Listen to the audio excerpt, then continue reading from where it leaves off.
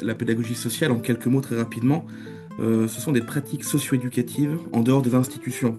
C'est-à-dire, c'est une pratique qui se veut en dehors des murs, les murs géographiques, les murs physiques, mais également en dehors de toute forme de principe de domination et de supériorité éducative.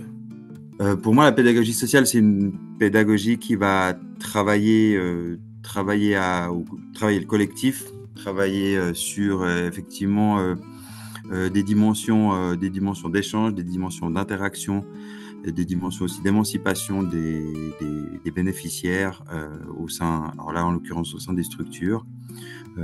C'est une pédagogie qui est issue d'expériences effectivement peu institutionnelles.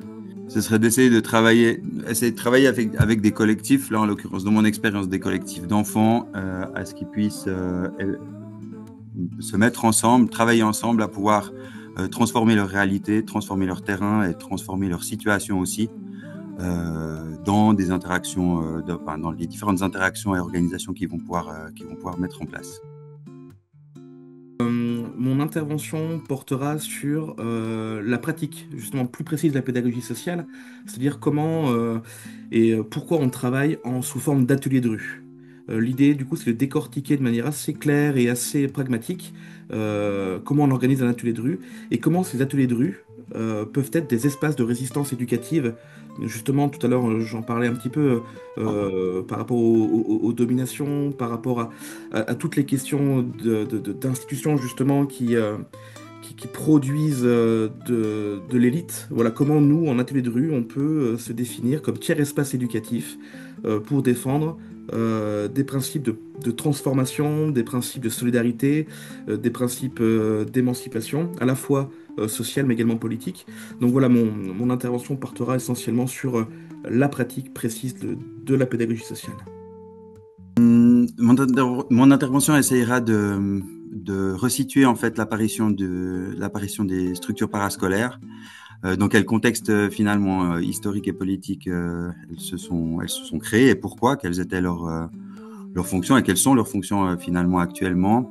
Et puis de voir si dans ces lieux on peut pratiquer ou organiser ces lieux de manière à ce que les enfants puissent avoir des expériences qui sont des expériences autres que effectivement des expériences autres que la domination des adultes, que la dimension aussi très sécuritaire qu'on peut retrouver dans des structures d'accueil, de voir si on peut pratiquer effectivement à constituer des collectifs qui soient actifs sur leur lieu, à l'intérieur déjà de leur lieu par rapport à leurs décisions, à les différentes décisions qu'ils peuvent prendre, différents projets qu'ils peuvent mettre en place, et de voir ensuite comment est-ce qu'on peut les amener peut-être et comment eux-mêmes peuvent, de par leur organisation, arriver à questionner leur quartier, à questionner leur environnement, à essayer d'y prendre une place active et aussi surtout une place réelle et non simplement, je dirais, alibi. En ce qui me concerne, ça dépend de ce qu'on entend par qualité. Ça dépend qui fixe les critères de la qualité, qui décide de ce qui est qualitatif ou non. Donc partant de ce principe-là, c'est l'effet qu'on cherche à produire en pédagogie sociale, la qualité éducative, la qualité de vie, la qualité des relations. Mais en tant que pédagogue social, moi la question que je poserais d'abord, c'est qu'est-ce qui fait qualité et en quoi la qualité peut être décidée collectivement sur ce qui est de qualité ou non. Si c'est une qualité vue de façon descendante en disant ça c'est qualitatif, ça ne l'est pas, moi c'est des choses que je re-questionnerais. Si collectivement on arrive à se fixer nos propres critères en termes d'autogestion, en termes d'auto-formation, en termes d'auto-construction et de transformation, la qualité est un axe qui se travaille en pédagogie sociale.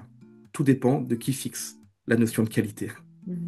J'abonde aussi dans le sens sur la question de qui c'est qui fixe les critères de qualité. Si la qualité, c'est pouvoir, défendre un programme ou un parti politique qui est en place, c'est pas forcément quelque chose qui va être retentissant au niveau socio-éducatif. Il faut pouvoir situer la qualité dans sa complexité, c'est-à-dire aussi dans son environnement et avec les acteurs et actrices qui sont en présence. Dans le cas du parascolaire, c'est une nécessité absolue que de penser la qualité, mais il faut que ce soit les acteurs principaux, équipes éducatives et enfants, qui puissent discuter de ce qu'ils veulent faire, d'où ils veulent aller, et puis de comment est-ce qu'on peut effectivement euh, travailler au niveau socio-éducatif, pratiquer finalement un certain nombre d'actes éducatifs importants et de qualité, mais qui sont effectivement fixés par les acteurs et actrices eux-mêmes.